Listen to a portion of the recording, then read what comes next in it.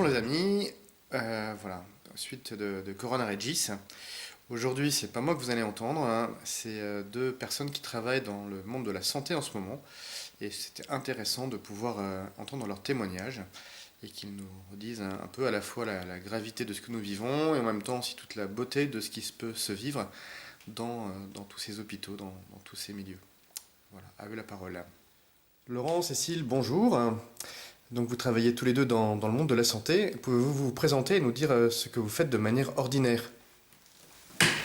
Bonjour, je m'appelle Cécile, je suis mère de 4 enfants et en reconversion professionnelle actuellement. Je suis aux 3/4 de ma formation d'aide-soignante et j'ai eu l'opportunité de rejoindre l'équipe d'aide-soignante de Sainte-Périne, de l'hôpital Sainte-Périne, depuis jeudi. Voilà, et pour prendre soin les malades, ceux qui sont atteints du Covid-19 et ceux qui sont hospitalisés pour d'autres pathologies et qu'il ne faut pas oublier. Bonjour, c'est Laurent. Alors certains ne savent peut-être pas, je suis médecin, mais je suis chef de service donc, à l'hôpital Sainte-Périne à Paris, en gériatrie. Et donc par notre chaîne, Cécile est inscrite, merci Christine, je crois que c'est grâce à toi, donc sur la chaîne, et puis Cécile m'a sollicité il y a 2 jours, 3 jours, je ne sais plus exactement, pour aider. Donc elle travaille dans le service depuis quelques jours. Alors moi, je suis médecin hospitalier. On a des malades Covid actuellement dans le service, et puis il y a les autres malades, effectivement, Cécile a bien raison de le rappeler. Du coup, qu'est-ce que cette maladie a changé dans votre vie concrètement, dans votre quotidien? Comment est-ce que tout cela est venu chambouler certainement votre existence? Alors moi, pour ma part, j'ai travaillé 19 jours de suite, c'est ma première journée de repos aujourd'hui, ce samedi. On est désorganisé, tout ce qu'on a prévu, qu'on pense faire très bien toute l'année, eh bien tout ça est remis en cause. Et du coup, on improvise certaines choses, et pas toujours mal. Donc il y a toujours de très très belles choses qui sont faites. Et il faut être en cours toute la journée. En fait, je cours toute la journée, je rentre le soir assez fatigué, je dors très bien. Je prie plus qu'avant. On pourrait imaginer que j'ai moins de temps pour prier, mais je prie plus qu'avant. Et puis j'aime bien distiller l'enthousiasme autour de moi, et ma foi m'aide énormément. Bien moi tout a été un peu chamboulé au niveau de ma formation puisque l'école a été fermée, donc comme je suis en alternance stage et formation, il y a eu des choses à revoir. Au niveau familial, tout a été chamboulé également puisque mes enfants sont confinés, donc il y a les devoirs, donc il y a des grands écarts à faire un petit peu partout, et puis avec les transports qui sont un petit peu plus compliqués, eh bien il faut s'adapter. Et le temps que je mets en plus dans les transports, c'est du temps en plus pour moi pour prier et pour préparer ma journée. Et puis pour prier également en retour pour tous les patients que j'ai eu à prendre en soin dans la journée. Voilà. Donc on s'adapte, et puis finalement la vie elle est toujours aussi belle.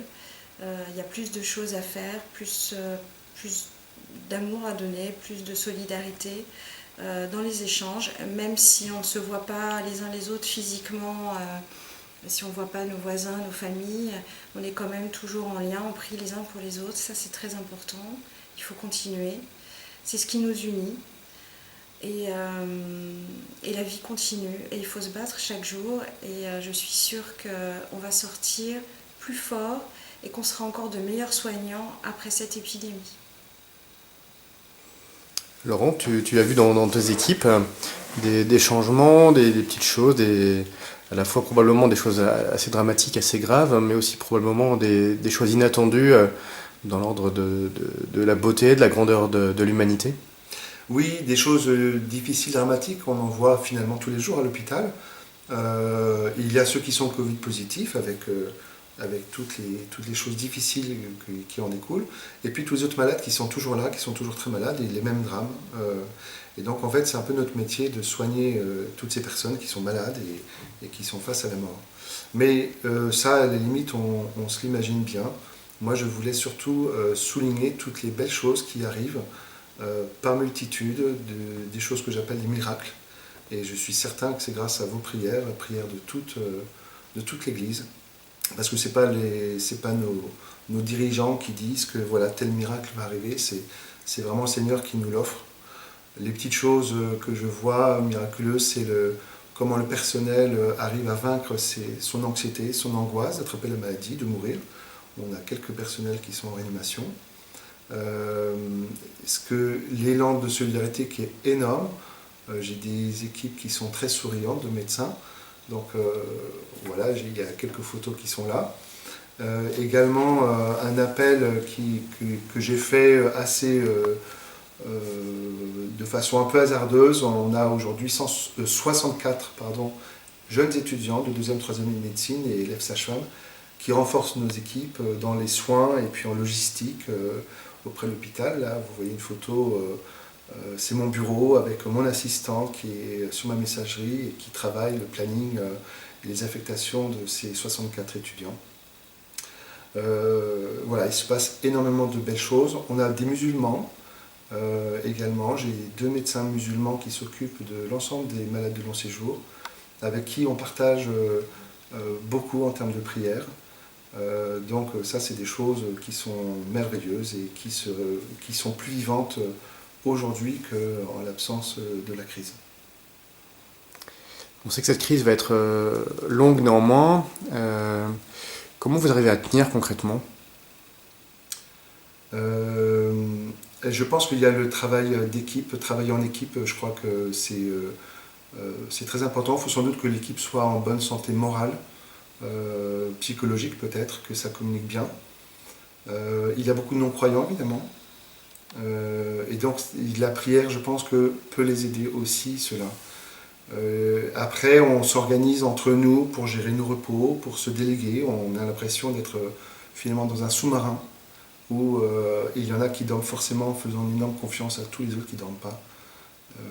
Voilà. Puis on reste extrêmement confiant. On invente aussi plein de nouvelles organisations. On a créé une salle de détente pour le personnel avec un psychologue en permanence du lundi au dimanche. Alors c'est juste la journée, donc c'est pour ça que du coup je fais un appel. S'il y a un psychologue ou plusieurs qui voudraient bien nous aider à renforcer cette équipe, et notamment pour faire quelques permanences de nuit pour les équipes de nuit, ce serait bienvenu. Contactez-moi de façon individuelle, personnelle, mais pas répondre à tous. On a plein de gens qui nous donnent de la nourriture à l'hôpital. La nourriture est gratuite aujourd'hui à l'hôpital. Il y a un bus qui apporte de la nourriture, vous voyez la photo, qui livre une centaine de repas tous les jours gratuits au personnel. Voilà, donc de très très belles choses. Voilà. Et puis ce héron là qui est venu vous visiter de la part du bon Dieu, Par peut-être ? surprise, oui, il est venu observer, il n'est pas parti tout de suite. Je téléphonais à mon chef de service et pendant que je téléphonais, il a atterri une vingtaine de mètres. Et donc ça nous rappelle qu'il se passe des choses en dehors de nos malheurs et que la vie est toujours là. Peut-être que la nature reprend aussi certains de ses droits. Donc c'était merveilleux, il est resté un bon petit moment ce héron. Donc si je comprends bien, vous avez besoin certes de masques et tout ça, mais vous avez surtout besoin donc, de personnes pour vous renforcer dans vos équipes. Mais vous avez aussi besoin de nos prières, de notre soutien, pas simplement qu'on fasse du bruit sur les balcons, mais aussi qu'on vous porte dans la prière et qu'on vous soutienne. Voilà, bah, écoutez, je crois que tout a été dit par monsieur Lechowski. Moi, je rends grâce parce que c'est vraiment... l'occasion m'est donnée de continuer à faire ce que j'aime.